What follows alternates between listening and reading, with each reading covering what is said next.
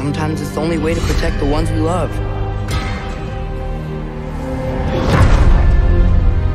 I know you. God Killer. What is it you want from me? Is it a god of war you came to find? You don't really want war. Halo semuanya, selamat datang kembali di channel ini. Kali ini kita akan membahas salah satu game action adventure terbaik dari PlayStation, God of War Ragnarok. Sebuah penutup yang epik dari saga Norse Kratos dan Atreus dengan narasi kuat, pertarungan brutal, dan visual yang luar biasa. Ini bukan cuma soal dewa dan perang, tapi juga soal ayah dan anak, takdir, dan pengorbanan. Sebelum masuk ke Ragnarok, kita perlu kilas balik sebentar.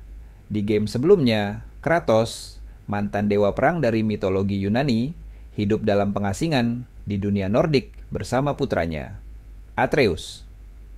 Mereka memulai perjalanan untuk menaburkan abu sang ibu di puncak tertinggi sembari menghadapi para dewa Nordik seperti Baldur, Freya, dan Thor. Di akhir game, kita tahu Atreus sebenarnya adalah Loki, dan ramalan memperlihatkan bahwa Kratos akan mati di akhir perjalanan mereka. Nah, di Ragnarok, semua ini meledak. Ramalan, perang para dewa, dan masa depan dunia. Hubungan ayah dan anak jadi inti utama dari game ini. Kratos yang awalnya kaku, pelindung dingin, kini mulai menunjukkan sisi lembut dan penuh perhatian, meskipun tetap keras jika perlu.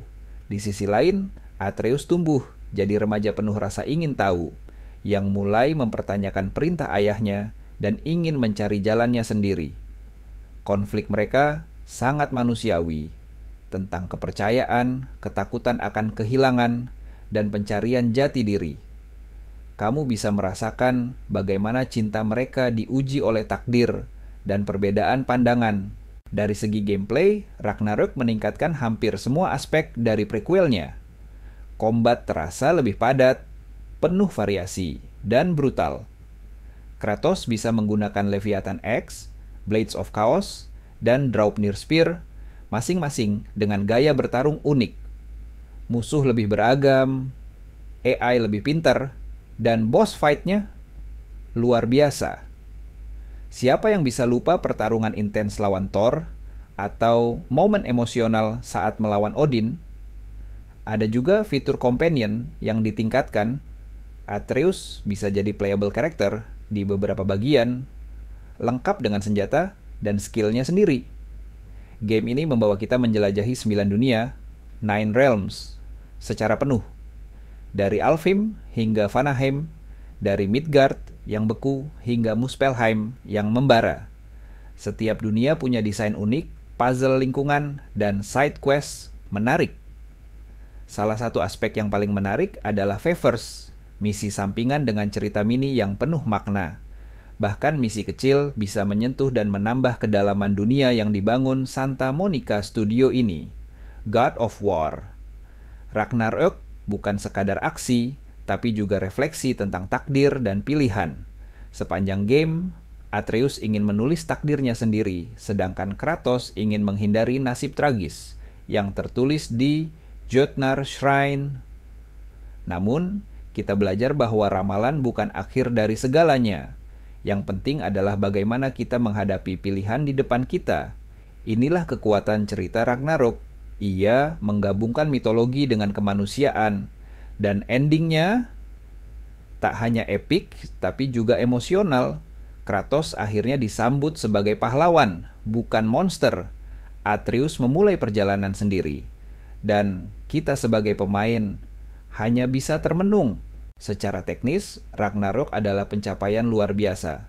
Visualnya memukau, dari ekspresi wajah detail hingga sinematik mulus. Animasi combat sangat memuaskan.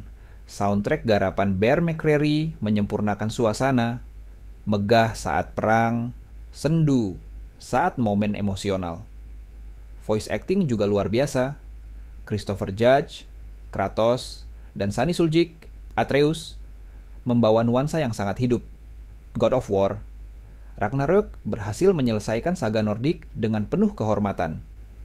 Game ini bukan hanya sequel, tapi evolusi.